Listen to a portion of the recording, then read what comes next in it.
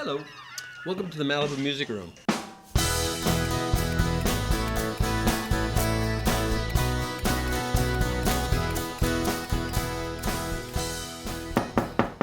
Well, I wonder who that could be. Why, it's Laurence Juber. Welcome. So good to see you there. Come on in. The Malibu Music Room awaits.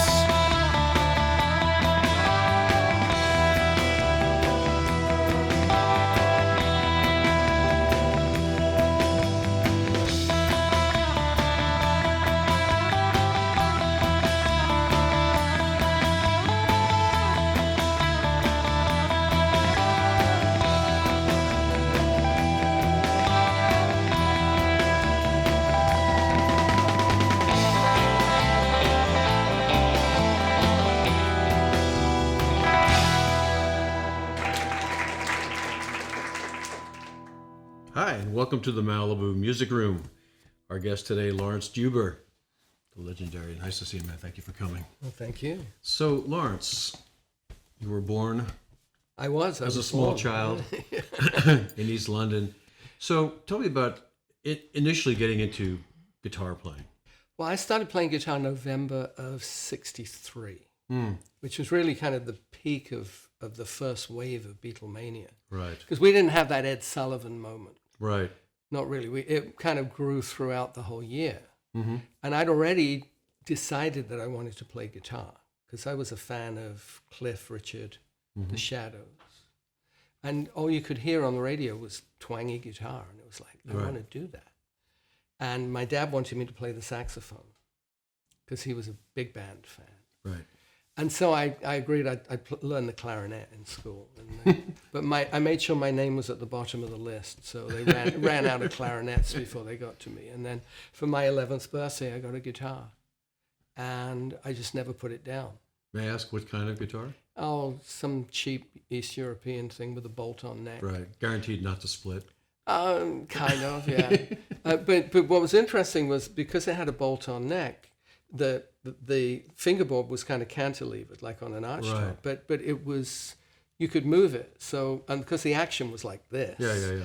I got cardboard from a cornflakes box and I stuffed it underneath to bring the action up. I didn't learn for many years that you could actually adjust it with a key, which is why there was like a bolt on the outside. Well, none of us knew about people to set guitars up. You kind of there's them. That, yeah. You kind of took them from the store and played them. Yeah. And then when it didn't play anymore, you tried to sell it to some newbie and buy a new one. I learned how to set up strats Yeah. fairly early, just because the action's not right. So okay, there's like an Allen wrench, and Yeah. Well, I had the Jaguar, Yeah. and it had all those. So it came with the Allen wrench, and I figured, well, I want the lowest possible action, so I just put everything down. Of course, things started buzzing. I wasn't realizing that Anyway, we won't go into too much technicalities here, but I'm interested. When you first started playing, were you able to find someone to teach you what you wanted to play? Not exactly. Yeah. I did have some lessons from a local teacher, like group lessons, but there was a book, Play in a Day by Bert Whedon, who was a session player in England, and that was a famous book, and pretty much everybody learned from that book at some point. And in the back of the book was the music for When the Saints Go Marching In. And one rainy afternoon, I'm 11 years old, and I'm looking at this, and it's, okay, so that's a C, and that's there. And that's a D, and that's the open string. And it was like, I learned how to sight read in that afternoon. Interesting. And then I had basically figured out that I could learn stuff by ear. So I could read music a little bit, and I could learn by ear. And then when I was 13, there was a local band leader who started taking me out playing weddings and things. And I remember the very first gig, the bass player leaned over and he said, "Lad, if you don't know the chords, just play the bridge of I Got Rhythm." Rhythm changes, and cycle of fifths. And I learned how to listen for 5-1 and 2-5-1 and all of that. And that was my kind of early ear training. Yeah. And then because I was listening to the radio and kind of deconstructing records and figuring out what all the parts were, I really wanted to learn more music theory. And they started offering classical guitar lessons in high school. So I took classical lessons.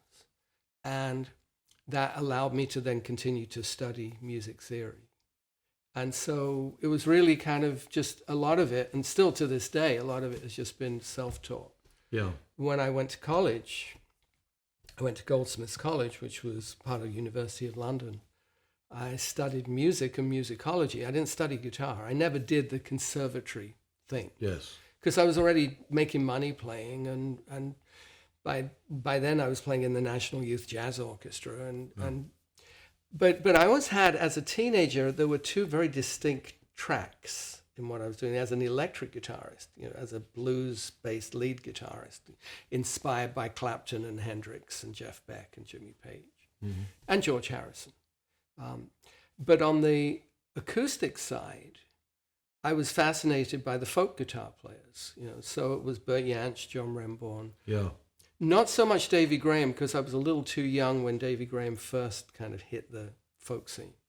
But Pentangle and Paul Simon, early Paul Simon too. I mean, there was an album, Paul Simon album, the Paul Simon Songbook, that he did in London in 1965, which kind of was in between when the Sounds of Silence was first released, and then when it was re-released with the backing, right, and then their career took off. But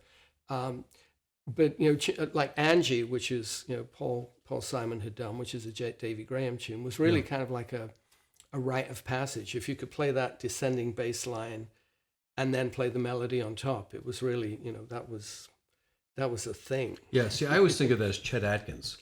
Well, I didn't listen to Chet. Yeah. I did listen to Merle Travis, but I wasn't steeped in that Kentucky thumb-picking style that Chet, was the ultimate representation of. Yeah. For me, it was that English folk baroque and Renaissance music. Like when I was in college, I was playing Renaissance lute. Yeah. So the whole Elizabethan thing kind of was more interesting to me than the boom chuck Chet thing. It was just not my main focus. Well, let's back up a little bit to Pentangle. Because we'll put up a few things while we're speaking here. Right. People may not be aware of Pentangle. And Fairport Convention. Well, Fairport Convention in particular, they were a local band. So I would see them, at least once a month. And there was a club in North London called the Country Club, which they played at regularly. And so I was there the night that Sandy Denny debuted Who Knows Where the Time Goes, and Richard Thompson playing the gold top Les Paul and doing 20-minute solos on Reno, Nevada. Didn't you end up playing on a Charles Aznavour version of Who Knows Where the Time Goes? The French version of that? That I don't recall specifically. I played on a number of Charles Aznavour albums. Well, you did, by the way. Okay. Well, I learned stuff. I didn't know. I played on an album of his in Paris in 1977 that I learned was #1 in France for almost the entire year of 78. I learned that from my Wikipedia page. Wow. So when did you discover open tunings? Oh, that was much later. Well, I fooled around a little Even bit with as a Pentangle teenager. and stuff like that. Yeah, no, that wasn't really. For me, the Pentangle thing, that folk baroque was a texture more than it was specifics. I never really learned things note for note, with the exception of Eric Clapton's solo on Hideaway, on the Blues Breakers album, which was just such a thing, right? And the occasional Beatles solo, but. For me, it was just understanding conceptually what was going on, and then kind of figuring out my own way to do things. And I wasn't really performing. I mean, my ambition was to be a studio musician. So, a little bit of open G tuning, but alter tunings for me was much later. It was when I really started getting into my solo fingerstyle career. So when you're working in the studio, what years were those roughly? I started doing studio work full-time right after college in 1975. Okay. And so I had 3 years of doing that in London before I got asked to join Wings. And that was a busy time. I mean, I was working sometimes 3 sessions a day, 7 days a week, sometimes 4 sessions. And what would be your rig for electric in those days? Then it was just like a I started off with a Fender Champ, but ended up with a Deluxe. Right. But in terms of, because I remember having the Vox treble booster was the first pedal I had, but it wasn't really a pedal. You plug it into the amp. Yeah, And I mean, the Fender blender. I was wondering what you guys had over there. No, I mean, for me, it was a briefcase with a bunch of MXR pedals, and when the Electric Mistress came out, I mean, that was a big deal. Right. No delay pedal.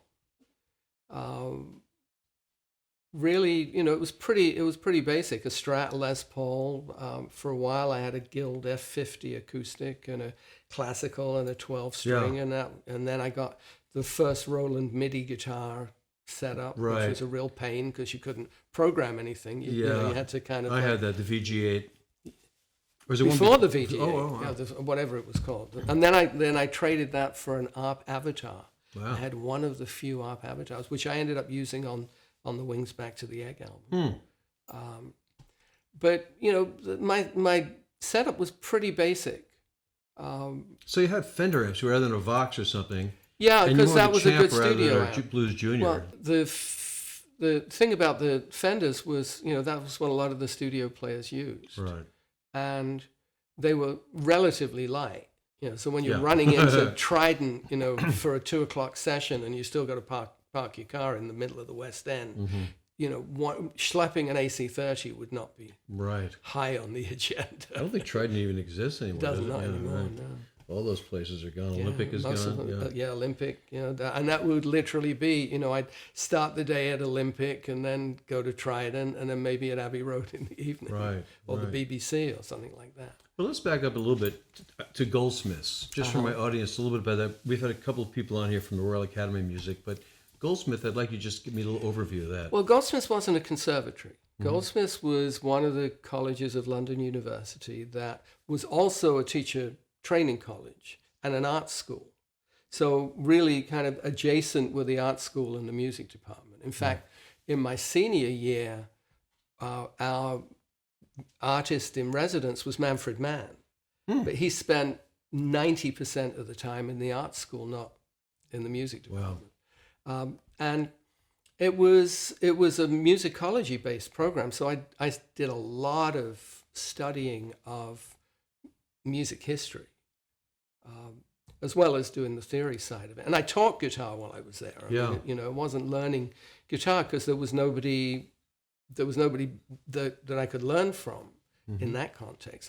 So I took advantage of the professors there who were all like experts in early music, or had specialties in very particular areas of music.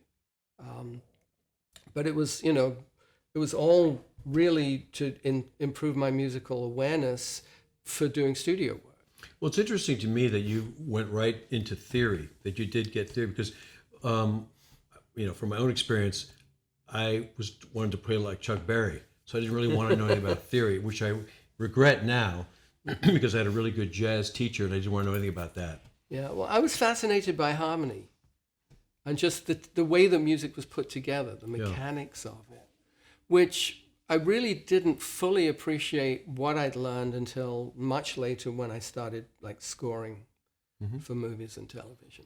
Maybe explain to our audience a little bit about the lute.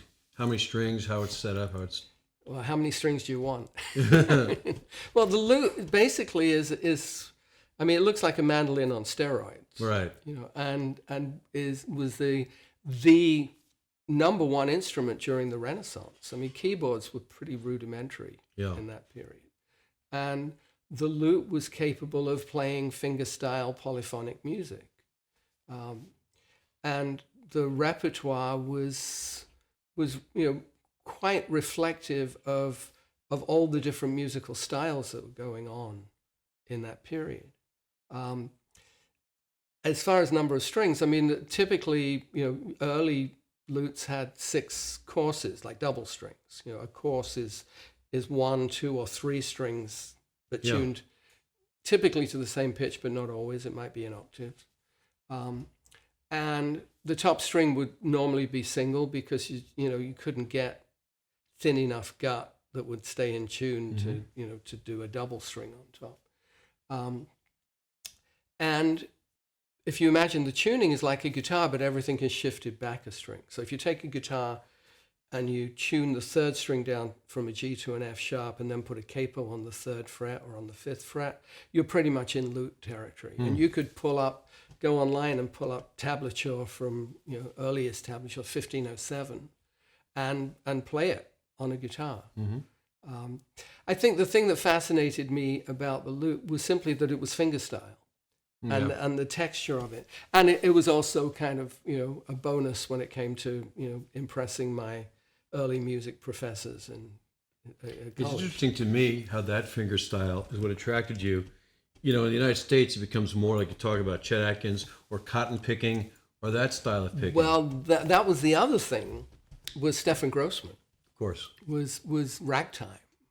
And so I was, because ragtime had moving bass lines, it had elements that I could relate to from playing Bach, for example.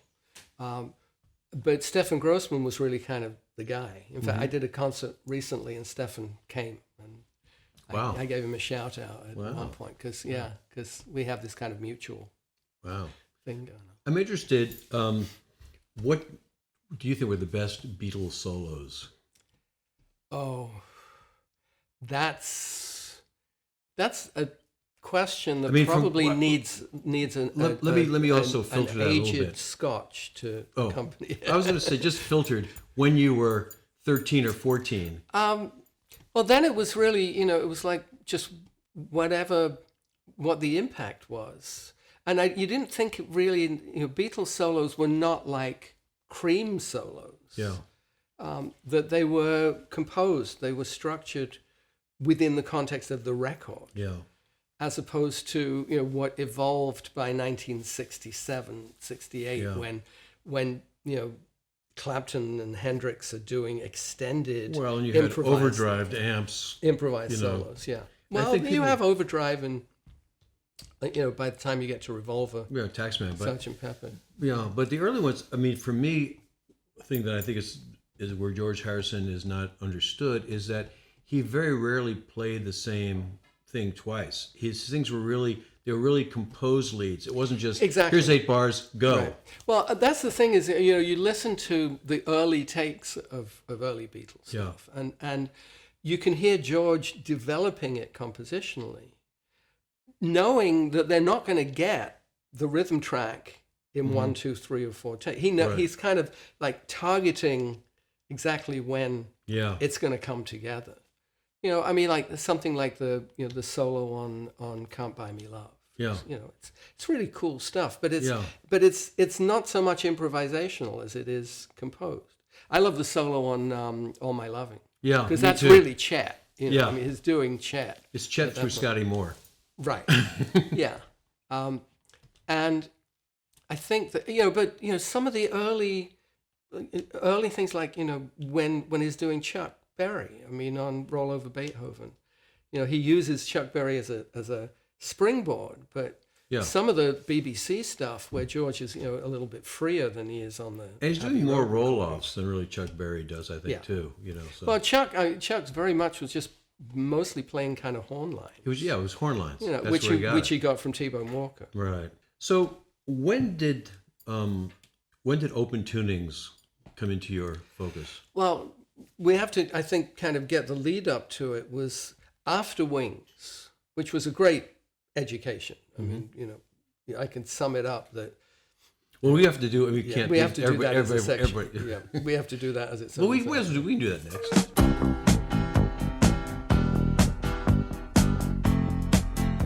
I got my bachelor's degree from Goldsmiths, London University, and my master's from McCartney University. Right. It was a great education. I learned, to hang on to your music publishing. I learned how to make records. I learned how to work with your wife and have a happy marriage. Right. I learned never to smuggle marijuana into Japan. It's a long conversation when you want to get into the granular details. Yeah. And I covered a lot of it in my Guitar with Wings book. Yes. It just was a remarkable experience. And I'd never really thought of myself as a stage performer up till that point. So getting up on stage with Paul McCartney and Denny Lane, and you know, who were people that I had, were my inspirations as a teenager. And you came in through Denny, right? Yeah, there's a 10-year, age difference. I came in through Denny because I was playing lead guitar in the house band of a TV show with David Essex. Is that the same Rock On David? Rock On David wow. Essex, who was a big pop star in England in the, this was 77, September of 77. And each week there would be a guest on the show, and one week was Twiggy. In fact, there's a cool version of David Essex and Twiggy doing Send in the Clowns. Wow. With a very prominent acoustic guitar from me. Wow. And then another week was like Ronnie Spector was a guest. And then Denny Lane came on and did Go Now, and they'd given me a guitar solo, and he liked my playing. In lieu of the piano solo. In lieu of the piano solo. He liked my playing. And apparently, I didn't know this until many years later, that he called up the musical director to find out if I was versatile. Because, Wings were looking for a guitar player. And Jimmy McCulloch, who was my predecessor, was a fabulous rock guitar player. Yes. But he didn't really cover all the bases. Right. And so having been assured of my versatility... And then you were mentally stable. Well, there was that. Yeah, I was sober. This didn't happen overnight. I got the call in April of 78. I was actually working at Abbey Road in Studio 2. Wow. And I'd never been up into the control room.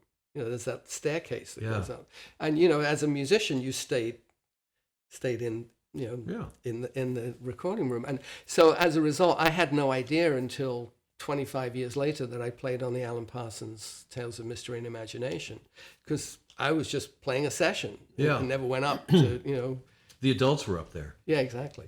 Yeah. Well, but I got a call when I was at Abbey Road to come and jam with Denny on Monday, and oh, by the way, Paul and Linda will be there. So I knew they were looking for a guitar player, but it wasn't truly on my radar because I was very established as a session player and doing well with it.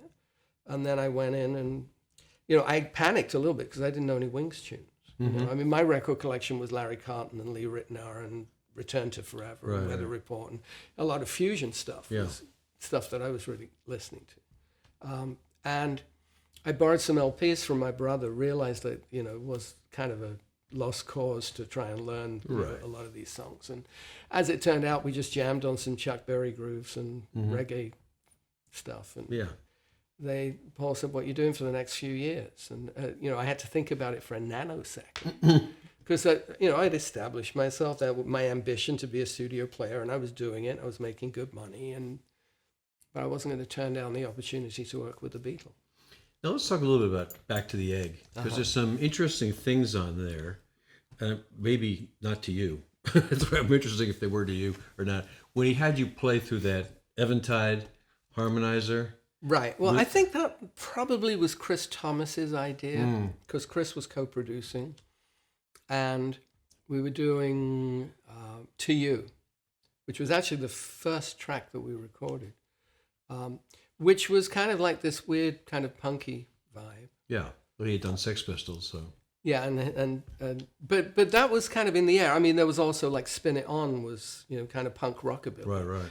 But there was just this kind of like, To You had this kind of like left field kind of vibe to it. And when it came to me overdubbing the solo, they ran my guitar through a harmonizer, which Paul was playing randomly in real time. Right. It wasn't like it got set to a particular pitch. He was manipulating the pitch as I was playing. So how was that?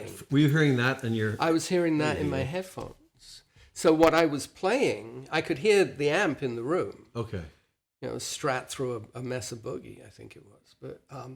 But I could hear the amp in the room, but in the headphones, I was hearing what Paul was doing.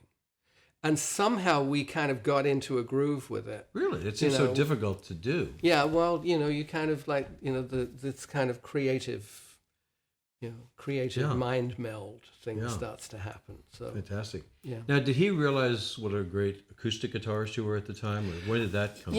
I appreciate the compliment. It was not my primary focus. My primary focus in Wings was to be the lead guitar player. Right. So yeah, I did some finger picking. But I wasn't doing arrangements like I subsequently did. There is that one song though, which you guys recorded at that castle, where you and Paul are doing interest in an acoustic intro. Well, there was Winter Rose, which has a finger picking part, which was just me. Okay. Which we didn't actually record. We recorded that in Scotland. We recorded Love Awake, which it segued into. Okay, I think that was the song where it's listed as you and he recording it in a stairwell in that. Oh, the stairwell. No, that was We're Open Tonight. Yeah. Was Paul was playing acoustic out in the room, and I was in this medieval, it's a medieval castle. I'm in a stone stairwell playing a 12-string, and I took it out of the case, and the octave G string was not at the right pitch, but it worked, so I didn't touch it. Wow. And so I'm doubling what Paul's doing, but there's like this little twist to it. And may I ask, what was that octave? What pitch was that? I don't remember. Just for sometimes it's just like for you just nerds don't out there. You don't question it. You know? Right. No, I believe you. When it works, I've had those don't things think happen. about it. Yeah. Don't retune. So if I can just ask, what about all those studio changes during that album? What was that all about? Well, we started in Scotland in July of '78. We'd actually been there during May. We spent a few weeks just kind of jamming and rehearsing a few things, and then shot the video for I've Had Enough, which I'm not on the record, but I'm in the video. Yeah. Same thing with Steve Holly, the drummer, because that was the next single off of London Town. So we're up in Scotland and recording up there. While we were there, we also spent a day doing a bunch of demos for Rupert the Bear concept. Animation, yeah. And then we took August off, and then we went into Abbey Road. No, we went to the castle first. We spent September at Lim Castle, which was close to where Paul and Linda lived, because they'd moved out of London, and the kids were now in school down there. And then we went back to London and worked at Abbey Road. Was Lim Castle actually a studio? Or? No, it was a medieval castle. Mm-hmm. We brought in the mobile, just as we'd done in Scotland. Because, in Scotland it wasn't a real studio, it was the barn. Right. So you start off in a barn, then go to a medieval castle, then go to Abbey Road Studio 2. Right. And then by the time we get into January of '79, we couldn't get back into Abbey Road because Cliff Richard had booked it. And so Paul decided that we weren't intending to do any more recording. We were going to mix. So he put in a studio in the basement of his office in Soho Square in London. And we started mixing the album. And then we had one occasion where he said, well, we need a new single. What are we going to do? And over the weekend, he wrote Daytime, Nighttime Suffering. And then Monday morning came in and said, I want to record it. But the drums are in like a little kitchenette area. Right. And actually it was really, that was like a home studio almost, except of course we had 24 tracks. And we also finished up Good Night Tonight in that environment, and then proceeded to mix, and then went into Abbey Road to finish mixing. So it was really, it was Scotland, it was the castle, it was Soho Square, and then back to Abbey Road. And then we went back to the castle to shoot the videos for Back to the Egg. And while we were there, we also recorded a Denny Lane song called Weep for Love. That was kind of a cool tune, but that wasn't part of the Egg session. So tell me a little bit about Rockestra. Rockestra, was it October 3rd, '78, I think. Paul had the idea of doing a rock orchestra. It actually had, I think the theme had been in his head for a few years. And so he just gathered Townsend and Dave Gilmour and Hank Marvin and Jimmy Page, but he never showed up. His amplifier was there, but he never came. John Bonham, and it would have been Keith Moon, but he died. And so Kenny Jones did it, and then Steve Holly, who was a wings drummer. And, 3 bass players, multiple keyboard players, percussion, brass section. It was like a rock orchestra, and we did 2 tunes in an afternoon. Wow! Everybody checked their egos at the door. Amazing. The only thing was that they had a film crew there, but they'd kind of neglected to get releases from everybody. Oh. So, there's film footage of, the entire session. They managed to eke out like a 20-minute kind of like mini documentary, but they couldn't get everybody to sign off. Interesting. Yeah. So one quick question about the inevitable tour. Uh-huh.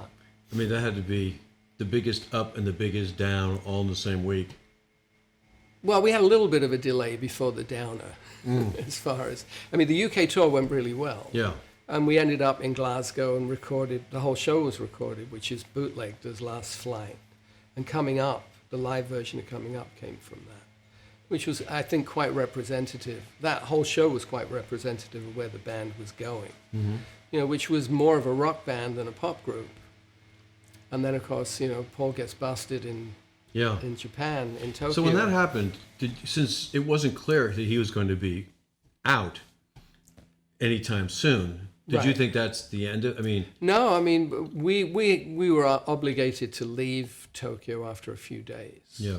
The band, everybody else was, but once Paul got out, I mean, he was back in the studio within a week, mixing the Glasgow show. Right. So we were involved in some of those sessions, and then Wings kept going. I mean, Wings kept going for another year. Yeah. It wasn't the end of it by any means. But the touring kind of lost momentum. So we didn't do the US tour that had been discussed. If we had in July of 1980, we would have had a #1 record, and, doing a US tour. But it wasn't to be. And so I'd already started establishing some business in New York.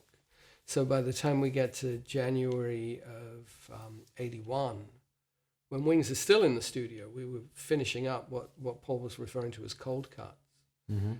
I was already making plans to move to New York. So I got there at the end of January and had been in New York just a few months when I met Hope, who became my wife, and she was from LA, and I ended up moving out to LA.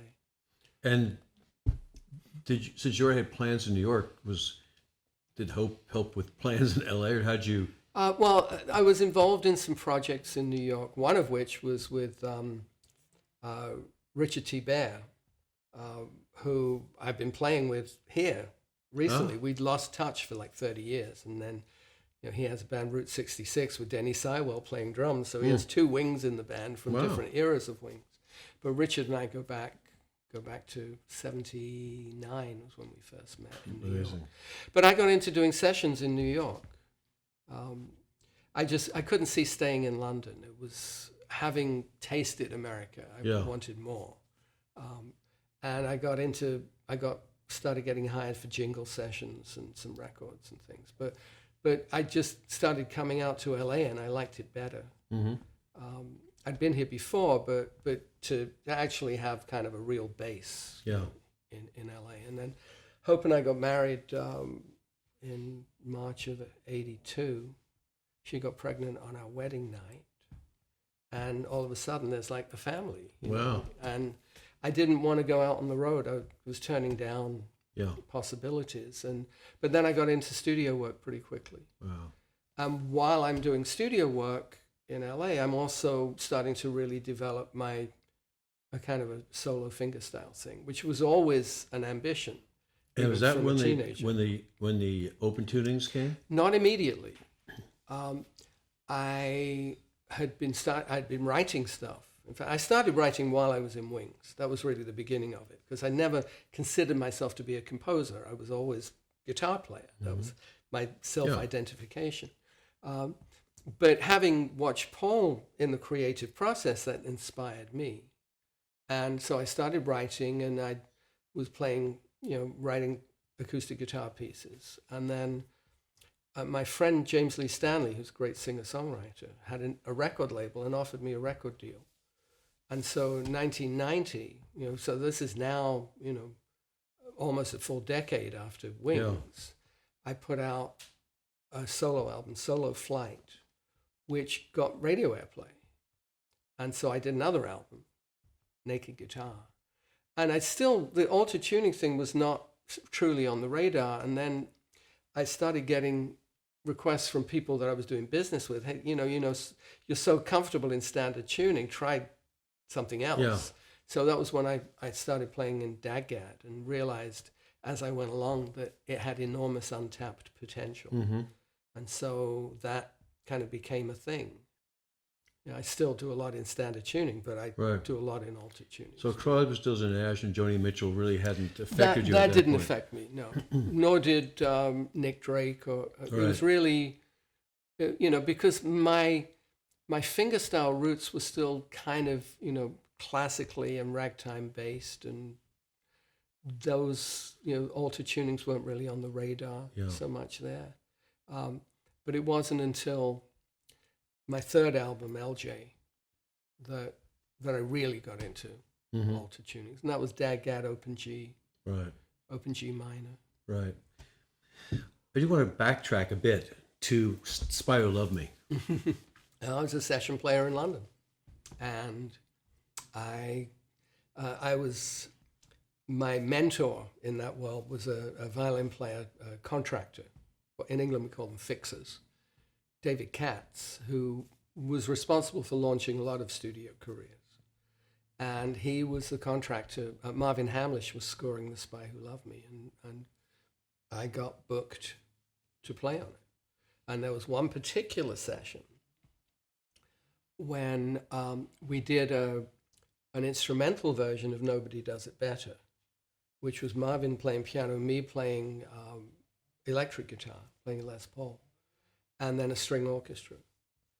And I had no idea until fairly recently that recording was actually nominated for an Academy Award. Yeah, I had no idea. But while we were on that session, they said, we need some guitar licks on this. And they played me like 32 bars of a track. And I played some licks and then, forgot all about it. And then a few years ago, it was noted to me that was actually the Carly Simon record. Mm-hmm. So I'm on that, even though I didn't realize that I was on it. Amazing. Because sometimes they throw stuff at you, and okay, I'll do. Play some licks. And it's out of context. On. Yeah, completely out of context. Yeah. That's quite amazing. So I got to play the James Bond theme. I got to play that. Fantastic. The twangy theme, which was for us nerds, real thrill. Give me a little bit of what the setup was for that. I was playing a white Stratocaster, and I think probably I might have been a Music Man amp, but not an outboard reverb unit or anything like that. No, that was done at CTS in Wembley, so they would have used their chamber or whatever. So let's hear a little bit of your current albums. I mean, you've been very successful with your Beatle albums, and that's been unbelievable. Well, I think I've done 27 albums. I lost count. I mean, I brought a little selection of the more recent ones in my Christmas album, Holidays and Holy Night. We'll show all those. LJ Can't Stop Playing the Beatles, which is my third one. I'm just about finishing the fourth, which is the Fab Fourth. Of course. Touchstones, which actually goes along with this book, which is this is a history of fingerstyle going back to the lute. Oh wow! And there's there's all illustrations and transcriptions of lute music. This actually goes up through the early 1920s with some of the parlor guitar music, and then my most recent album, Downtown, was recorded at Capitol in one 5-hour session with Al Schmidt engineering. And it has tunes like Caravan, Limehouse Blues. So. I think it's important to note on these that you're not overdubbing. Right. No, because I think people don't, when people hear things, you're going to do something for us later. And they think they're hearing two or three guitars. Yeah. And it's insane. As a guitarist, it's like insane. Well, I played with great bass players, so I know how to construct a good bass line. Yeah. And just being able to coordinate the melody and the bass. And that goes back to the whole Angie thing with the descending bass line, and, a melody on top. And it's what I do. It's my self-expression. And nobody does it better. Well, thank you for that. One could argue there are great players out there. who do. Of course, but Acoustic Magazine has, their readers' poll has decided that you are on top of this. I do want to say something about your daughter, Ilse. Just a brief, just interesting because you don't think yourself as being a composer so much, and she went really with composition. Well, I mean, I became a composer. Yes. And my wife Hope and I write songs together, but mostly they're either comedy or theater, or both. I mean, right now we're in the middle of finalizing negotiations to launch our Brady Bunch musical next year, because her dad was Sherwood Schwartz, who created the Brady Bunch. So it's kind of like the family shoe store when it comes to that. But Ilse was clearly a songwriter from, she started off as a drummer, but picked up guitar. There was always a guitar on the couch, and she started picking it up.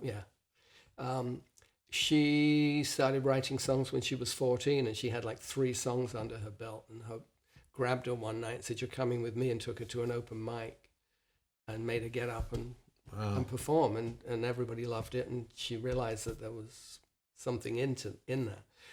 But eventually, it took a long time, but about 5 years ago, she started really writing hits.